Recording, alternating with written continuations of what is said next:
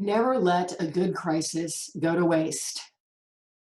That's what Winston Churchill said, and I think that he'd agree. We're in the midst of a good crisis. Companies in crisis have discovered a new normal. The new office is at home. It's infinitely safer, more productive, and more profitable. And in the age of innovation and AI, remote working isn't a temporary solution, but a permanent shift in how business gets done locally and globally. Is your organization on board, or are you waiting? And if so, for what? Remote working is the new world order. The price of inaction? Money, market share, and talent. Can you really afford that? To remain relevant in business today, you've got to embrace the new way of working. Companies were given the choice. In the last 30 days, they had to either lay off, furlough, or go to remote working. What did you choose? Or was it a combination of all three or two of the three?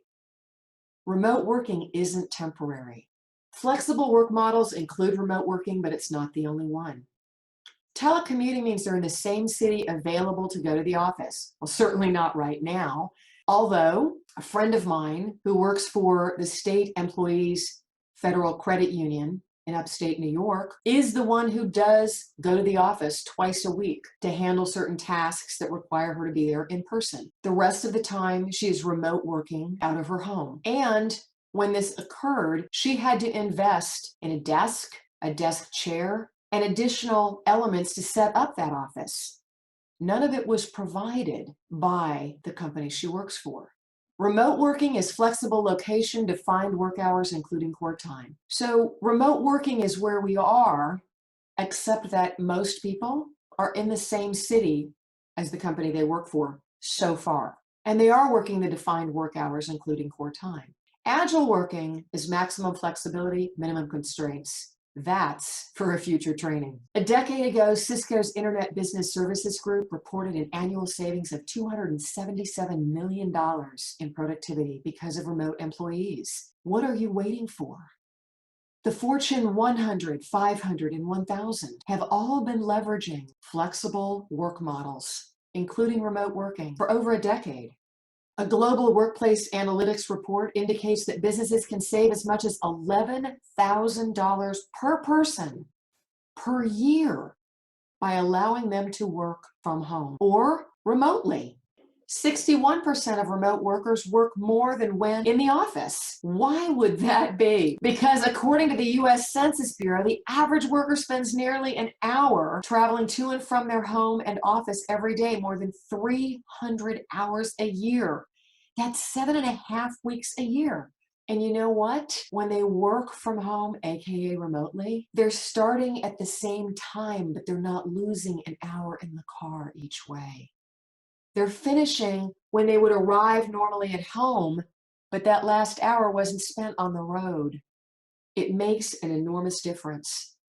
In the case of AT&T's telework initiative, the company reported savings of $30 million a year in real estate alone by offering remote work, along with $150 million gained in extra hours of productive work from those employees. Pretty startling when you really start to look at what's possible. Jason Fried, the CEO and founder of Basecamp, an online remote work tool, and best-selling author of Rework and Remote Office Not Required, says one of the secret benefits of using remote workers is that the work itself becomes the yardstick to judge someone's performance. They lose those endless distractions of meetings and interruptions. Their focus increases exponentially. They get more done in less time and have more time to do more. They become more profitable workers. Office optional for the majority. Workforce Futures mentions that 83% of employees feel they don't need an office to be productive. It's surprising that this is coming out now, that this was from a 2019 survey, when we've been in the digital age for well over a decade. And we're only just now beginning to realize the true benefits of deploying non-traditional workspaces. Workspaces that rely on where the employee wants to set up productively with their flexible and portable tools, not requiring a standard workspace, but the flexibility of being anywhere and becoming productive in that space. In a FlexJob survey involving 5,500 professionals, 66% said their productivity improved when not in an office, and 76% said there are fewer distractions outside of offices. So not surprising. Again, a release from endless and so often pointless meetings, the distraction of being interrupted by colleagues who stop by for a chat, or other disturbances to their focus and workflow. In 2016, Dell announced plans to expand its telecommuting and remote work programs. They cited savings of $12 million a year from reduced office space costs. Have you taken a look at the needs of your company? Have you taken a look at what you could save if this temporary solution created by the crisis became a permanent shift in how your organization works? Have you considered the cost savings not just in the office space, but in the office space maintenance, in the cost of the HVAC, of the lighting, janitorial and cleaning services, upkeep? No need to refresh the design, but instead to provide your remote workers with a design allowance, with an allowance to cover the equipment that they need. Imagine that instead. It's clear to me that remote employees stay longer, work harder, and offer better ROI over co-located employees. The freedom to work when and where you want is one of the most desired benefits employees have. It helps us keep our attrition rates low. Hubstaff's CEO. 74% of North American office workers who responded to a soft choice survey said they would change jobs based on their employer's work from home policy. Can you risk that kind of talent drain by not offering remote work on a permanent, ongoing basis as a choice to both current and new hires? Remote work is better for diversity. It's especially appealing to moms. Stats from the NCWIT found that 56% of women in the tech industry leave their jobs mid-career. That's a talent drain. And 51% said being a working mother made it hard for them to advance their career. Remote working helps level the playing field and bring diversity front and center.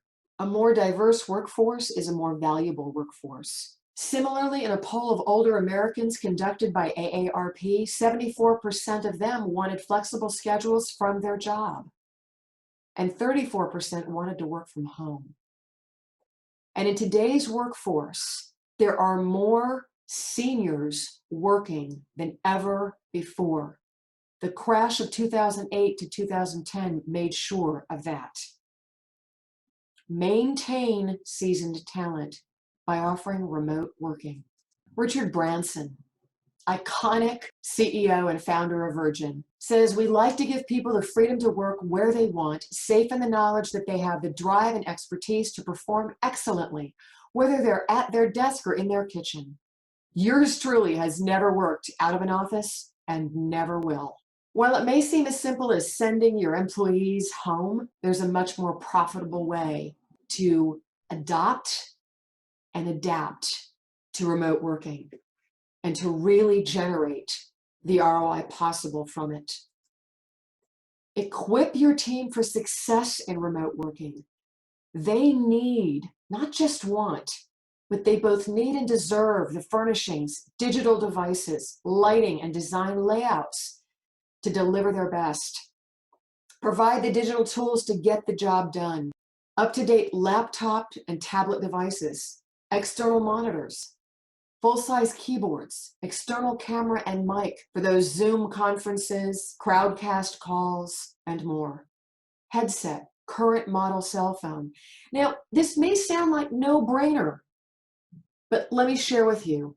I have a relative who's a school teacher in Boston, works for a private school. When all the kids were sent home, and the teachers were sent home as well to remote work, they were ill-equipped to do so. While they were told to use Zoom technology, they were not given any training. The laptops they were provided are 6 years old.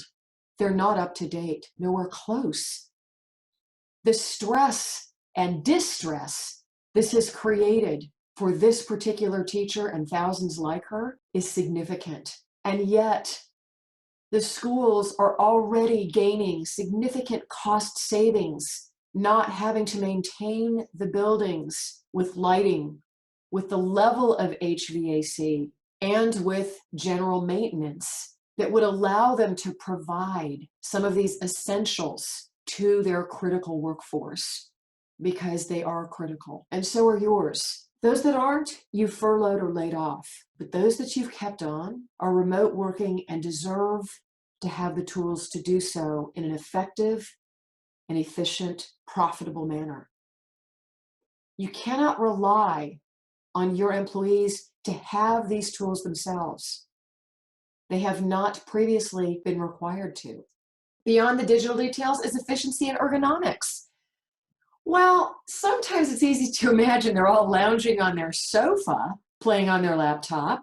When they're working, they're not. They need an ergonomically designed chair to support their health and their posture. They may require an adjustable height desk, because we all know sitting is the new smoking and a serious health challenge. Lighting, task lighting, general lighting, and a digital assistant like Google, Voice, or Alexa.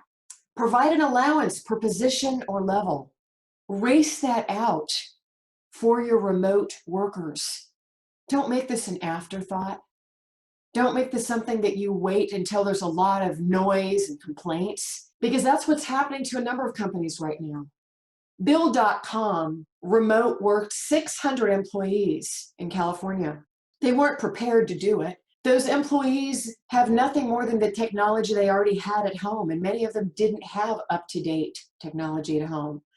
Some did, but even those that did and do deserve that allowance to mitigate the maintenance and replacement that they're going to have to do, because now the technology they used for their personal life is being pressed into service for professional requirements. They deserve compensation for that. Negotiate with resources that offer company discounts and compatible devices. Laptops and tablets, headsets, mobile phones, desks, chairs, storage and organizing systems, office supplies, snacks and meals. When I spoke with a couple of the employees at Bill.com, they shared with me that they're used to getting full gourmet meals. And because they're at least 2 shifts a day, they were used to getting 2 meals a day. Now they're getting none of that. They're not even getting snacks. But more than that hadn't been one of the bigger complaints. The complaint was more about lack of desks, lack of chairs. Are they going to be reimbursed for what they've had to purchase in a hurry to set up at home? What about storage and organizing systems? Basic office supplies, headset. Now, some of them already had a lot of these devices because they may have had a gig on the side, or creatively, they needed these. Perhaps they do music as a hobby at home. They'd have a headset for that. They might even have a desk and a chair for that. But now what they used for a hobby and for fun is being leveraged for their professional life. That deserves to be compensated. Build your remote workforce for optimal returns. Increased profitability, more ops for innovation, greater flexibility, reduced real estate expense, improved job satisfaction, lower turnover, enhanced collaboration, and greater engagement. Provide your remote workforce with the same kind of perks, the same allowances that you would have when they were in a traditional workspace. In a traditional workspace, you would provide them with all of these pieces. the laptop, the tablet, the office supplies, the desk, the ergonomic chair, the lighting, the HVAC.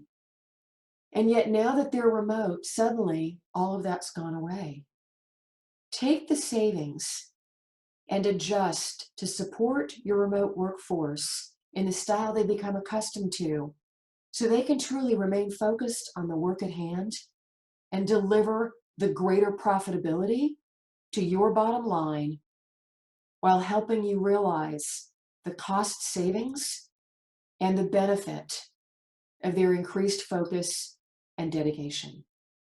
Remote work is the wave of now and the wave of tomorrow. It's here to stay. This is not a temporary solution, but a permanent shift. Will you make it?